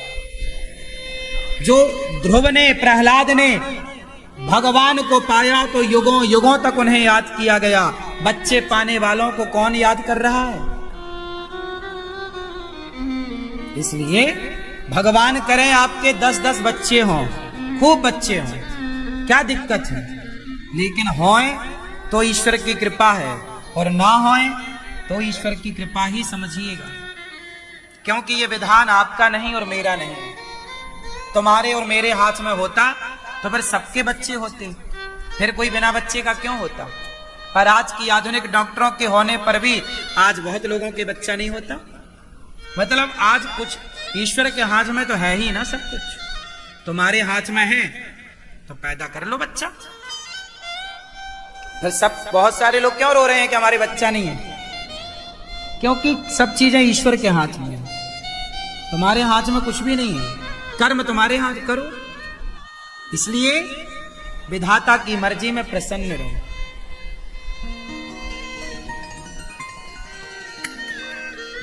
किसान गेहूं बोता है ना, तो उसे फ्री में भूसा मिलता है, हाँ या ना। हमने ये मानव शरीर पाया है परमात्मा को पाने, समाज की सेवा करने। ये परिवार, ये बेटा बेटी तो भूसे की तरह है, ये तो रहेंगे ही, जाएंगे कहां? कहां जाएंगे? ये तो होंगे। इसलिए आपको रोना नहीं है कि बेटा नहीं है, बेटा नहीं है तो कोई बात नहीं। मीराबाई के भी बेटा नहीं था, तुलसीदास जी के भी बेटा नहीं था। बहुत लोग मिल जाएंगे। माता यशोदा के भी तो बेटा नहीं था, कृष्ण को अपना मान लिया। यदि यशोदा ने कृष्ण को अपना मान लिया तो आप भी कृष्ण को अपना मान लीजिए, क्या बुराई है? यदि यशोदा के लिए पुत्र बने तो आपके लिए भी बनेंगे। द्रौपदी के लिए भाई बने तो तुम्हारे लिए भी भाई बन जाएंगे। राधा के लिए पति बने तो तुम्हारे लिए भी बन जाएंगे। मीरा के लिए पति बने तुम्हारे। जाकी रही भावना जैसी। भगवान एक है, पर उस एक परमात्मा को जो जिस भाव से भजता है, भगवान उस रूप में उसे प्राप्त होते हैं। अब ये आपको डिसाइड करना है कि आपकी भावना क्या है, किस भाव से उन्हें देखना है। मर्जी आपकी है। नारद जी भागवत सुन रहे हैं। आत्मदेव जी को संत ने समझाया, कहा मुझे पुत्र चाहिए। आत्मदेव जी को संत ने फल दिया, फल ले जाकर पत्नी को दिया। धुंधली ने खाया नहीं, गाय को खिलाया तो गाय को बच्चा हो गया, नाम रखा गौकर्ण। फिर धुंधली की बहन को बेटा हुआ, पैसों से खरीद लिया, उस बच्चे का नाम रखा धुंधकारी। उस धुंधकारी ने बड़े होकर जो गौकर्ण आत्मदेव जी की पिटाई की, चलो पैसे निकालो। बेटा यदि लायक है ना मेरी माँ, तभी तुम्हारा जीवन जीवन है। नालायक हो जाएगा, भगवान ना करे किसी का बेटा नालायक हो। नालायक जिनके बच्चे हैं खून के आंसू रुलाते हैं। तब लगता है कि ऐसे बच्चों से तो ना होते तो ही अच्छा था। तो जिनके नहीं हो रहे हैं तो समझ लो कि तुम्हारे बच्चे तुम्हारे को बहुत तकलीफ देते, इसलिए ईश्वर ने तुम्हें बहुत बड़ी तकलीफ से बचा रखा है।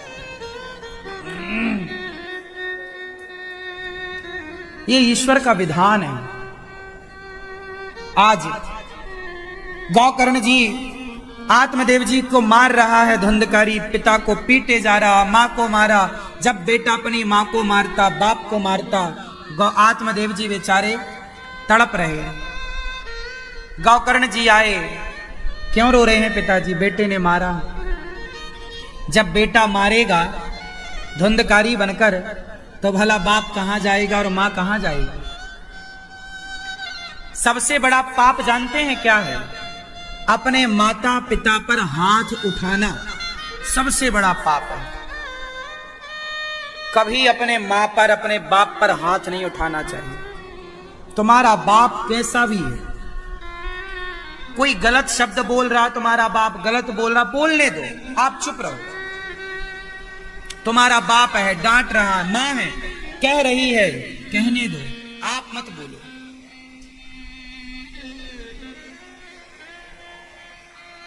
बात समझ में आई? अपने माता पिता को पलटकर जवाब मत दो, देना चाहिए। बोलो मेरी मां, बाप कैसा है? तुम्हारे को प्राण जीवन उसी ने दिया है। हमारा जीवन दाता हमारा पिता है, हमारा जीवन दाता हमारी मां है। हमारे माँ बाप ने हमें ये जीवन दिया है, इसलिए हम माँ बाप के ऋणी हैं। माँ बाप का कभी कर्जा नहीं चुका सकते। वो डांट रहे हैं तो आप उनकी डांट सुन लो, पलटकर जवाब मत दो। कोई और तुम्हें कुछ बोले तो जवाब दो, माँ बाप को पलटकर जवाब मत दो। माँ बाप की डांट चुपचाप सुनो, माँ बाप की डांट चुपचाप। यदि बच्चे माँ बाप की, आजकल बच्चे ऐसे हो गए हैं कि माँ बाप की डांट को भी बर्दाश्त नहीं कर पाते। पहले का आदमी ना बहुत सहनशील था। पहले के लोग कैसे थे?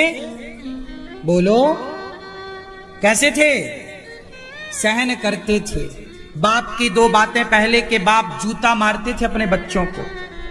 पहले का बाप बच्चों को क्या मारता? जूता, और बच्चे सहते। आज का बाप एक थप्पड़ मारता है तो बच्चा सहता नहीं, पलट कर जवाब दे देता है, या वो भी हाथ उठा देता है या कहीं और चला जाता है। सहनशीलता आज की औलाद में नहीं है। रिश्ते चलेंगे सहनशीलता से। पिता पर कोई उत्तर नहीं, मां पर कोई पलटकर जवाब। मेरा ऐसा स्वभाव है, मैं कभी पलटकर जवाब नहीं देता। मेरा स्वभाव है। आप बोलते रहिए, आप गुस्सा कर रहे हैं मेरे ऊपर, करते रहिए, मैं आपको जवाब नहीं दूंगा। आप बड़े हैं, मैं आपका सम्मान। आप मुझे गालियां दे रहे हैं और आप उम्र में मेरे से बड़े हैं, तो भले आप मुझे गालियां दे रहे हैं, पर मैं आपका सम्मान इसलिए करूंगा क्योंकि आप मेरे से बड़े हैं। ये मेरे संस्कार है। मैं जल्दी गुस्सा नहीं करता किसी पर। आप भी अपने माँ बाप की दो बातें सहते तो आज माँ बाप को घर से निकालने की नौबत ना आती। आजकल क्या हो रहा है कि बूढ़े माता पिता, अच्छा बुढ़ापे में एक दोष होता है, आप बता सकते हैं कि बूढ़े आदमी में दोष क्या होता है?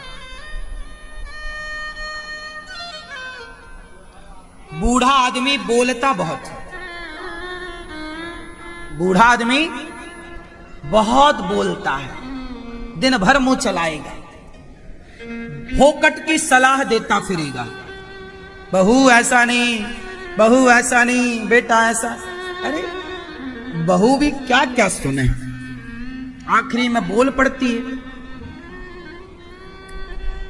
इसलिए जवाब मत दो, पलट कर सेवा करो। अपने माँ बाप की सेवा देखो, माँ बाप को खुश करने से, माँ बाप खुश हो ना हो, भगवान जरूर खुश हो जाते हैं। इसलिए ये दास अनिरुद्ध माओ की सेवा करता है। सेवा हमने अपने जीवन में क्या सीखा है?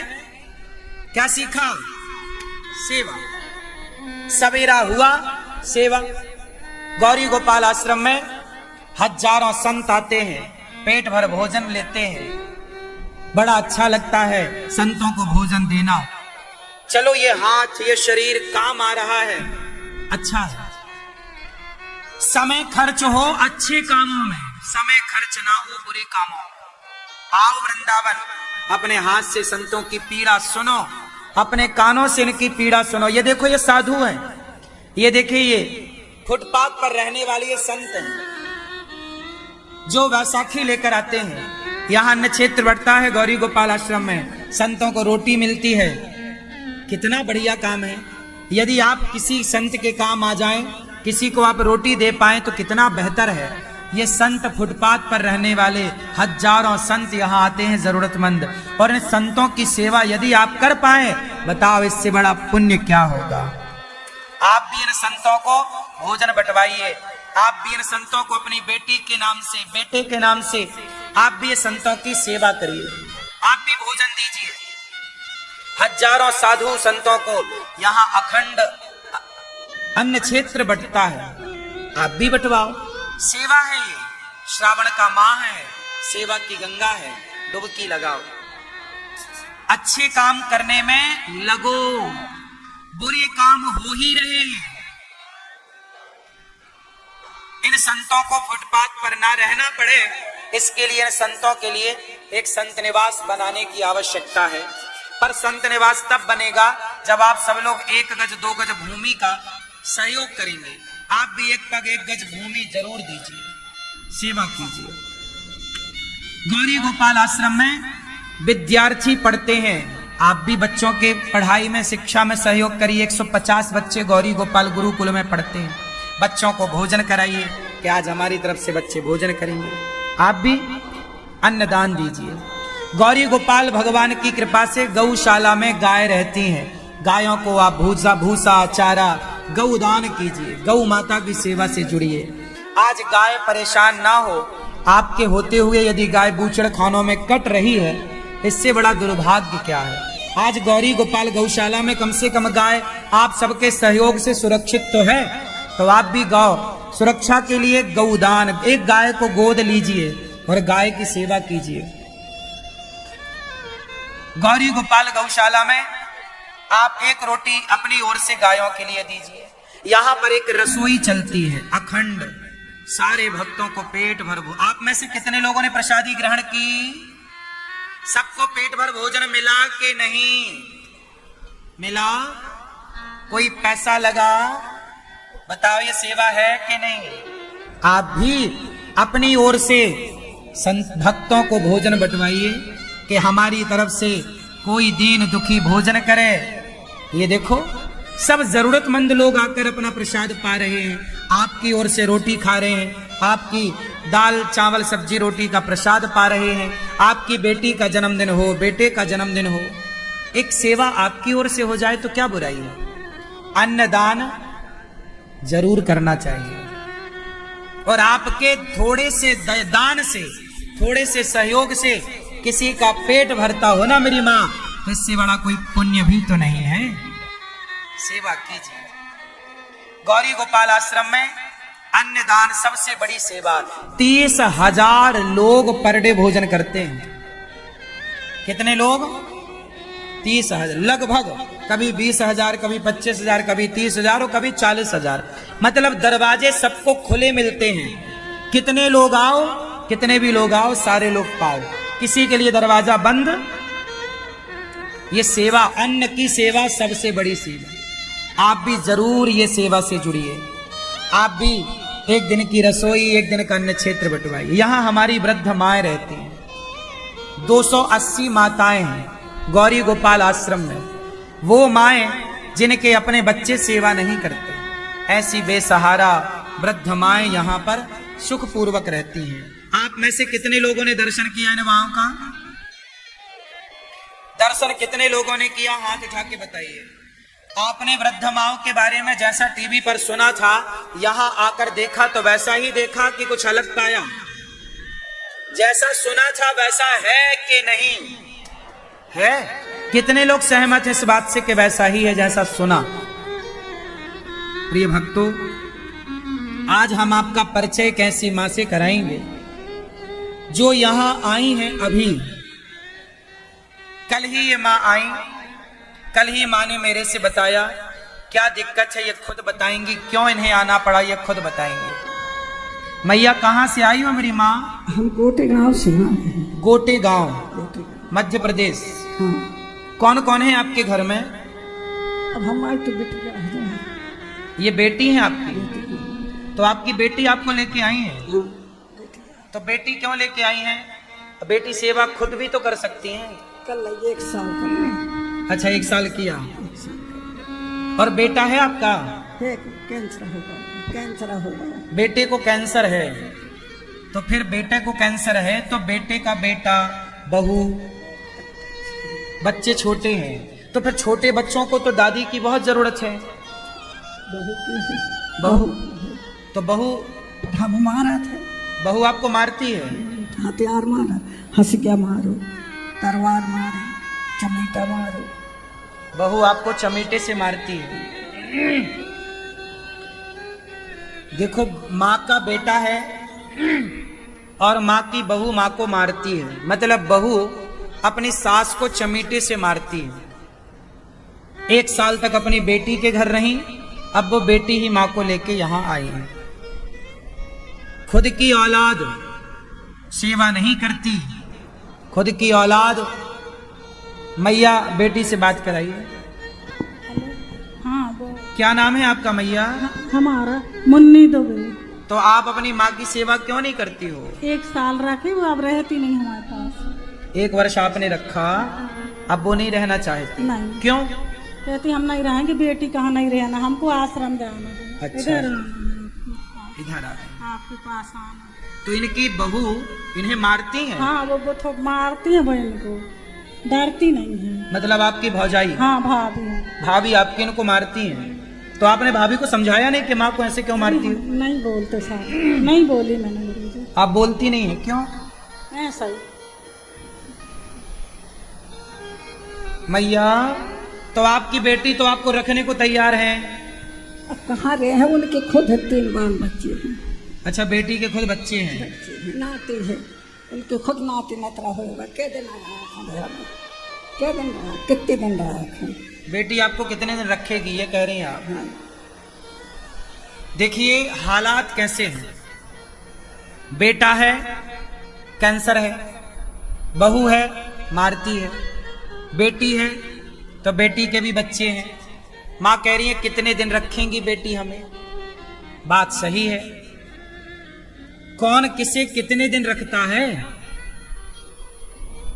कौन किसे कितने दिन रखता है? तो गौरी गोपाल आश्रम में मैया आप आई हैं, आपको यहाँ रहने का मन है? आपको यहाँ रहने के, हमने कोई पैसे तो नहीं लिए आपसे? नहीं साहब, कुछ नहीं। इन माओ से कोई पैसा नहीं लिया गया।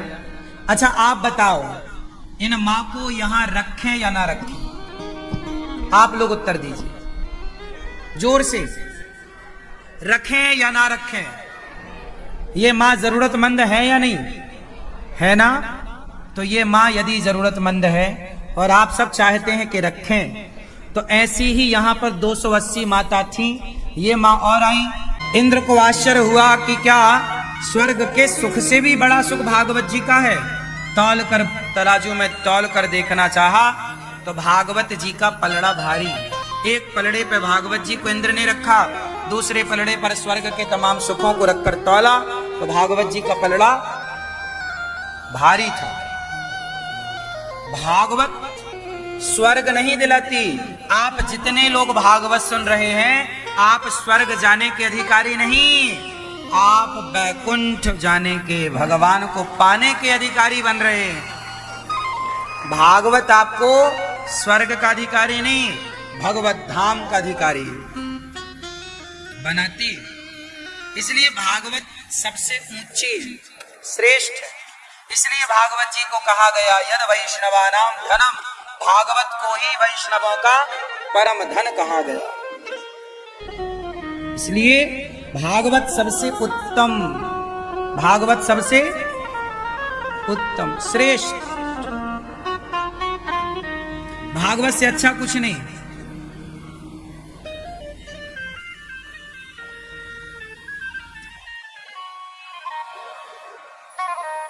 एक बार नारद जी ने भी ये भागवत सुनी। इंद्र ने तराजू पर तौल कर देखा, भागवत जी से भगवान प्रकट हुए। इंद्र ने कहा प्रभु आप यहाँ? तब भागवत जी से प्रकट भगवान बोले इंद्र मैं यहीं रहता हूं। जहां जहां बछड़ा वहां वहां गैया, जहां जहां भागवत वहां वहां भगवान। आया ना? बस इंद्र का अभिमान दूर हुआ। इसलिए भागवत जरूर सुनना चाहिए। प्रिय भक्तों, भागवत जी के बारे में अद्भुत बातें हैं। एक बार नारद जी सारे तीर्थों का भ्रमण करने गए, परंतु अहम तो पृथ्वीं यातो ज्ञात्वा सर्वोत्तमामिति पुष्करम च प्रयागम च काशीम गोदावरीम तथा। सारे तीर्थों में नारद जी गए पर ना पश्यम कुत्र मिच्छर महामना संतोष कार्यकम। नारद जी गए पर शांति कहीं नहीं मिली। क्यों? क्योंकि सत्यम नास्ति तपः शौचम दयादानम न विद्यते उदरम भरणो जीवा बराकाह कोट भाषिणा। सत्यम नास्ति, आजकल क्या नहीं है? सत्य नहीं है। क्या नहीं है? सत्यम नास्ति तपः शौचम, तप नहीं बचा, सत्य नहीं बचा, पवित्रताएं नहीं बची। आजकल कलयुग में क्या है? केवल पेट भरना जानते हैं लोग। उदरम भरणो जीवा, आज सब लोग कहां लगे हैं? पेट भरने में। सत्य की राह पर कोई चलना ही नहीं चाहता। क्यों? आज सत्य का बोलबाला कम है, झूठ का बोलबाला ज्यादा है। जमाना कितना भी झूठा बन जाए, आप लोग झूठे ना बनिएगा। ये धरती टिकी है झूठे लोगों के बल पर नहीं। कोई एक दो बचे हैं सत्यवादी, तो उन्हीं के बल पर यह धरती टिकी है। आज भी कहीं ना कहीं कोई ना कोई सत्य बोलने वाला देर से मिले पर मिलता है। क्यों? आज भी कुछ लोग ऐसे हैं जो सत्य पर ही चलते हैं। बहुत लोग ऐसे हैं जो लाखों नहीं करोड़ों देने पर भी वो सत्य को नहीं छोड़ते। ऐसे लोग भी हैं। तो ये धरती उन्हीं के बल पर तो टिकी है। आज भी जो एक दो हैं, कहीं लाखों में कोई एक ही होगा ऐसा, वरना आजकल तो लोग 1000, 2, 5, 10,000 में नियत खराब हो जाती है। ये धरती टिकी है सत्य लोगों के, सत्यवादियों के बल पर। इसलिए आप ना गवाइएगा सत्य। दादाजी सच बोलते हो कि झूठ? चश्मा वाले क्या बोलते हैं? सच बोलते? बैठे रहिए, बैठे। सच आप सच बोलती हो मैया कि झूठ? आप मैया बोलो, मेरी माँ सच बोलती हो कि झूठ? हैं? यही तो झूठ है।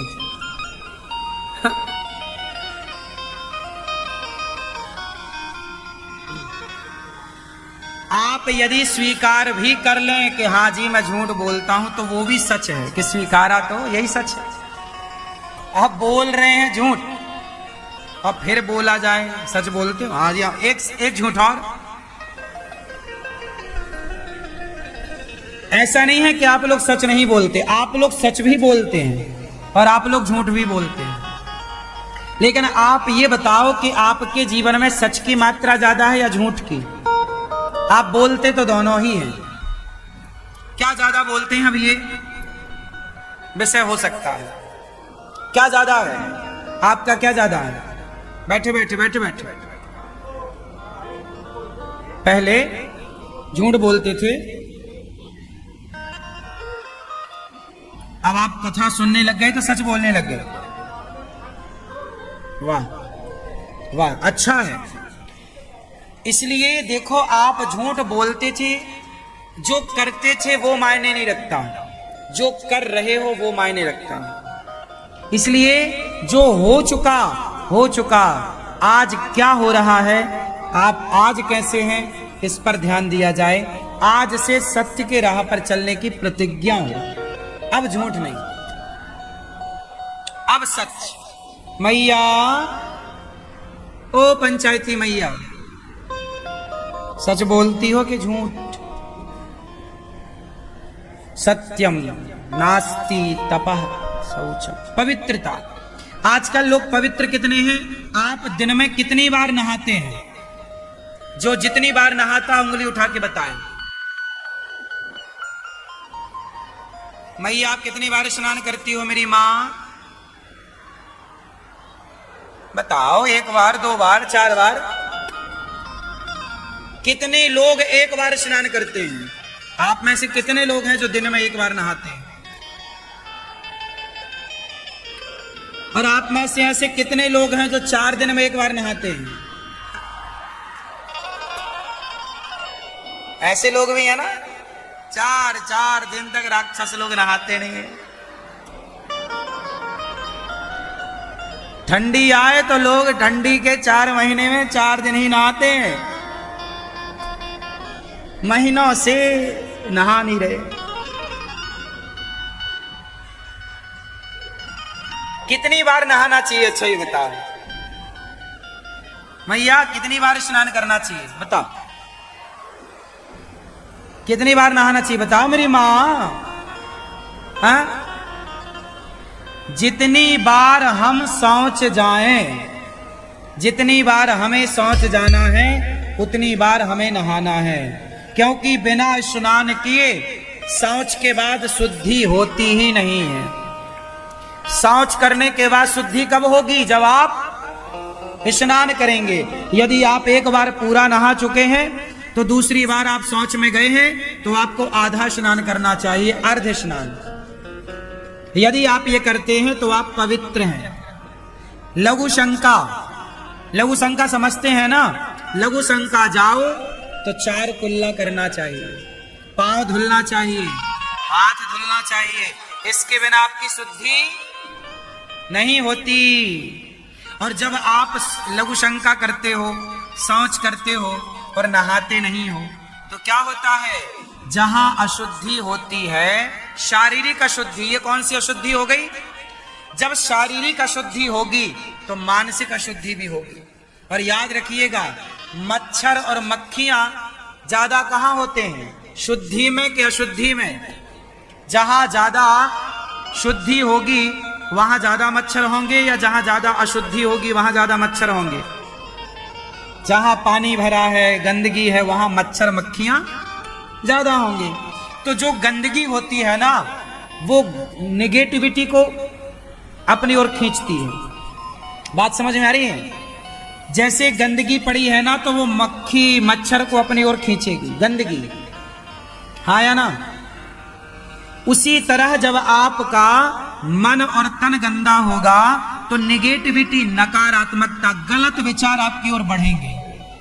और जब आप पवित्र होते हैं, शारीरिक और मानसिक पवित्रता होती है, तब आपके मस्तिष्क में अच्छे अच्छे विचारों का जन्म होता है।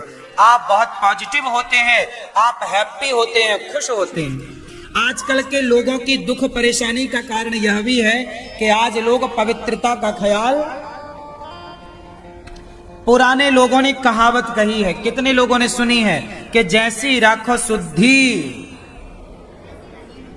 आगे बोलो आप, ये मैया बोलेंगी, जैसी राखे शुद्धि वैसी बने। जोर से, मैया तुम क्या दादाजी से गुटरगू कर रही हो मेरी माँ?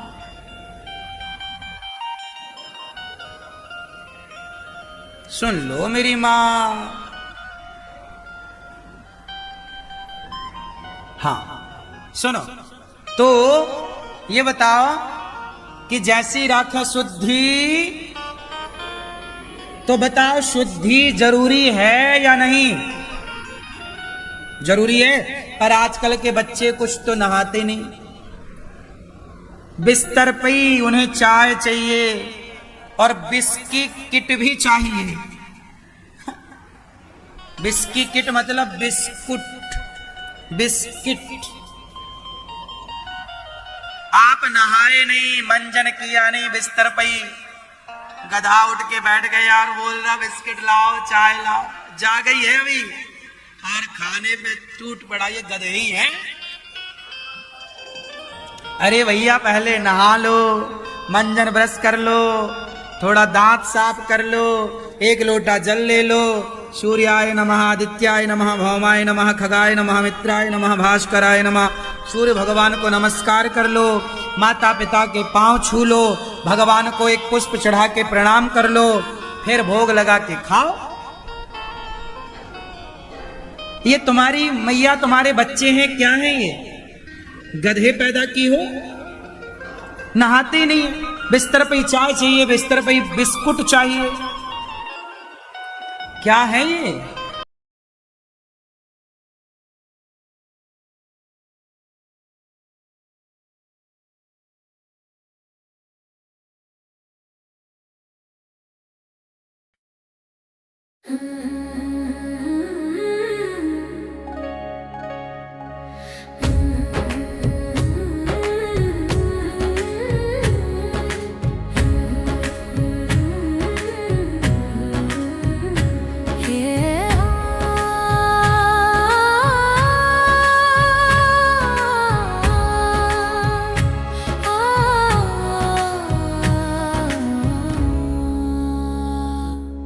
प्रेम से बोलो राधे राधे,